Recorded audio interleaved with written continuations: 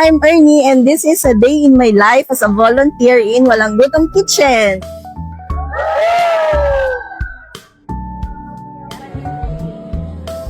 Ito yung first time ko na mag-volunteer dito. Though may nabanggit naman yung mga ibang mga taga-Accenture. Hindi ko siya regular na ginagawa pero magandang experience din na ganito na nakakapag-prepare ako for others. Dami pala siya, in fairness, pero nakakatuwa naman kasi first time ko mag-serve ng ganito sa kanila. Thank you and happy sa feeling. Good morning po. Sana may iba din mag-volunteer like me. And happy ako na may ganitong activity sa office namin.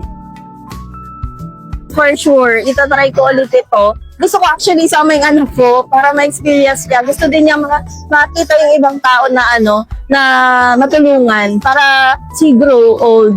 Alam niya na masarap sa pakiramdam na nakakatulong ka sa iba.